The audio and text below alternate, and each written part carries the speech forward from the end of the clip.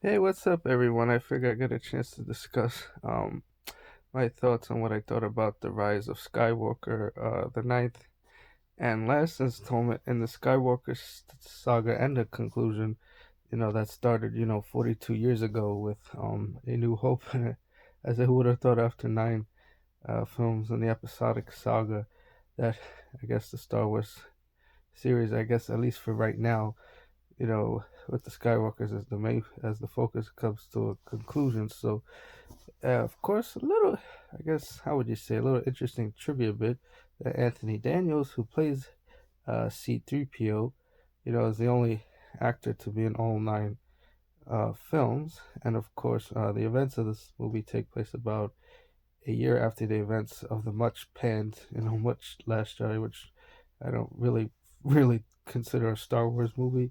But anyway, in this movie, the new, how would you say, like the new generation of rebels, Ray, you know, Poe Dameron, and of course Finn, try to way to um, find a way to stop the First Order, once and for all, including, for those who haven't seen it yet, but I won't say, of course, like the trailer said, the return of, Emperor Palpatine, and of course, it also brings back Billy D. Williams as Lando Calrissian, and and of course, one of the things about this movie that was surprisingly, they figured out a way how to pull it off.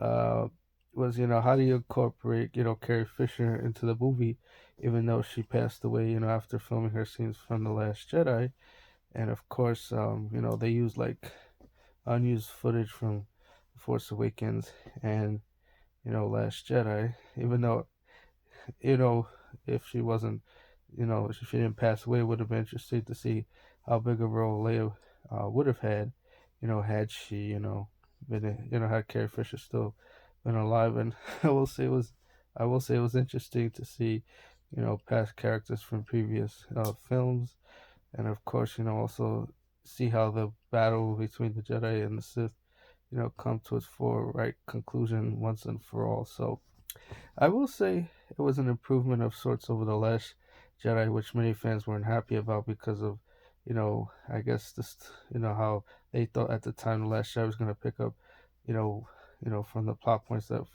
the Force Awakens developed, and I'm glad some of that was how it, in a sense, retonned here, and like I said, it is an improvement from Last Jedi, but in some cases it played it a little too safe only because of the backlash that the previous film received. So that's that, and it's I will say it's kind of like sad to see. I guess the Star Wars episodic saga conclude after 42 years, unless they plan to do another trilogy with episodes 10, 11, and 12. But I guess like they say, you never know. So that's my thoughts on the rise of Saga, the rise of Skywalker, and that's pretty much it. All right, everyone. Thanks again.